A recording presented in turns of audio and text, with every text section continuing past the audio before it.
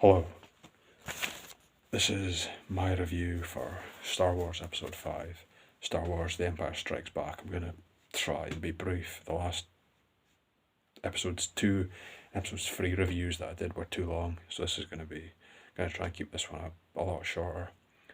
This is my review, spoiler review for Star Wars The Empire Strikes Back from 1980, 43-year-old film. I've watched this film quite a lot. I've watched this film dozens, if not more than 100 times, I'd say. And I'm actually going to start. You, of course, see at the start of the film, you see Darth Vader sending out space probes, trying to find the rebels. One lands on Hoth, and you see Luke, he's out there. You see him get attacked by the Wampa. You see Han on his Tauntaun. They're out and about. They're trying to see if they can find anything. There's some great quirk, funny lines between that Han Solo has that are brilliant. And I'm going to start there by talking about the planet Hoth. I think the planet Hoth, it was just a great contrast with Tatooine. It was a great contrast with Tatooine, given that Tatooine, desert planet, Hoth, snow planet. It was a great way to differentiate, just to start on a different, make it so that we're clearly starting on a different planet. It's trying to keep it fresh, I'd say. We of course get Dagobah and Bespin. They're also quite different than Tatooine and from Yavin 4 and the Death Star, so it was a nice variety, I'd say, a nice variety, a healthy variety of planets that we got in Episode 5. We get to see Hoth, Battle of Hoth. We get to see the Empire chasing Han and Leia into the asteroid field. We get to see some great, amazing lines there. That's some fantastic Star Wars. John Williams' score was fantastic. The asteroid chase score, that was one of the many great scores that I've written down here that I'm going to mention. We see Han Solo deliver iconic lines when he's bickering with C-3PO and he's like, shut him up or shut him down, and then Leia says, you're not actually going into an asteroid field, and Han replies, they'd be crazy to follow us, wouldn't they? Great, fantastic line, excellent line there. We see Luke on Dagobah with Yoda, they're training. See, Yoda's training Luke. He has that great force vision. I don't know exactly the scene in which he goes into the cave, in which he confronts Darth Vader, and he wins, but he loses in a sense. He wins. He manages to kill Darth Vader, but then the helmet becomes Darth Vader, and it's like, what the hell was that? What did he just experience? What was going on? And then, of course, we see Luke leaves Dagobah. He's training with Yoda. He's trying to lift the X-Wing. You see him having visions of the future of Han and Leia being tortured. Yoda advises him not to go, and then Obi-Wan Kenobi appears for the second time in the film and says, even Yoda can't see their fate, and Yoda says, if you honour what they fight for, then you might have to sacrifice them. But Luke goes his own way. Luke goes to Bespin, and we see him confront Darth Vader, and that's absolutely brilliant. But of course, before we get to the final confrontation with Luke and Vader, I need to mention, of course, the fact that, well, at the start, I'm going to go back to the start a bit, with the Wampa and the Tauntauns. They were just brilliant props. I want to say set design, but more like, not costume design, great, weren't visual effects, struggling for the word. They were just great props. I'll use that word because that's the word they'd go by. That was great to, I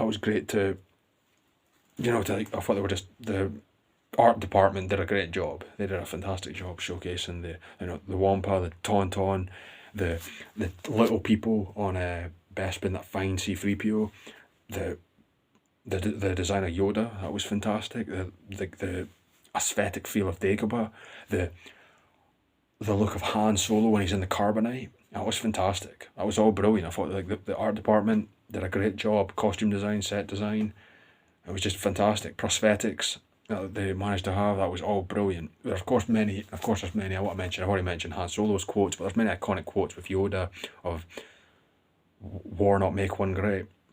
War does not make one great. And then he's saying, Luke, that is why you fail, when he tries to lift the X-Wing, but then Yoda lifts it, and I thought that was brilliant.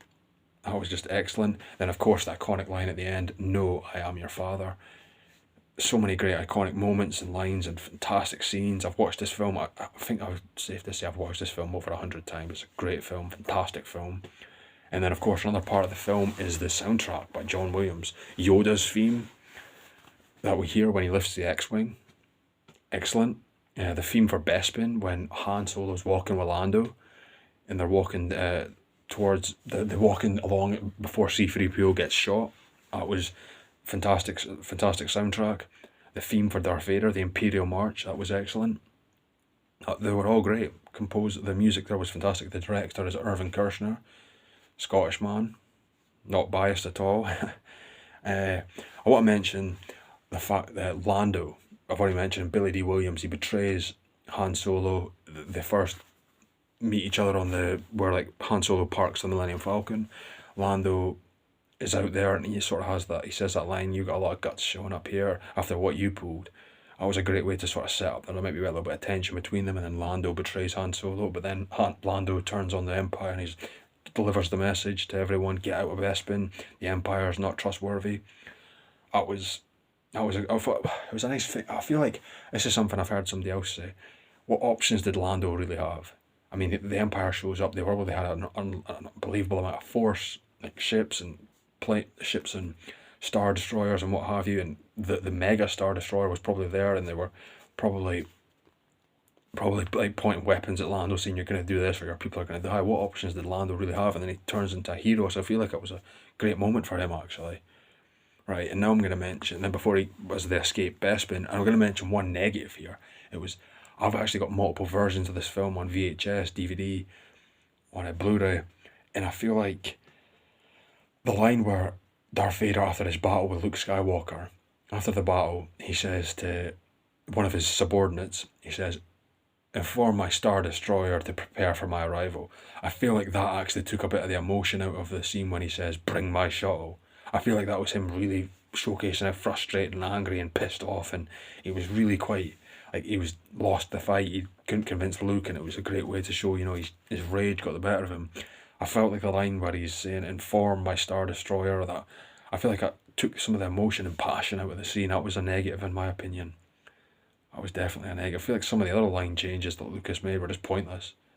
I think it was like one when R2 gets shot out with the animal on Dagobah, and he's like, "Good thing you don't taste very good," and then he changed it to something along the lines of, "You're lucky to have gotten out there." That was just pointless. And then all the different changes to the Emperor that have been made. There have been different versions of the Emperor. You can look them up on YouTube. There have been different versions and portrayals of the Emperor by Ian McDiarmid, another Scottish actor, another Scottish man. I mean, he's a Scottish actor. And I feel like in some ways they might have improved it, but in other ways it was just pointless. I think I heard somebody write in a comment, I heard her write or saw somebody say this, but George Lucas is an example of what happens when an artist doesn't put down the brush. And I feel like that's maybe got some truth to it. Maybe some truth in that statement. I thought that the training scenes with Yoda, they were fantastic. The lines for Yoda to Luke were excellent. The Empire chasing Han and Leia, when Han and Leia they're inside that giant like worm creature, the giant monster. Not sure what the technical name is for that monster, but it was pretty cool. That was another positive in this film. And then of course I'm going to talk about Luke and Vader. I think I'll try and speak about that and end the review. That was a fantastic scene, not just because of the blue mist and the orange amber and the great lines by James Earl Jones. Once again, he delivers many iconic lines in that fight. Luke, overconfidence. I used to think when I was younger it was an even fight between them. Completely wrong.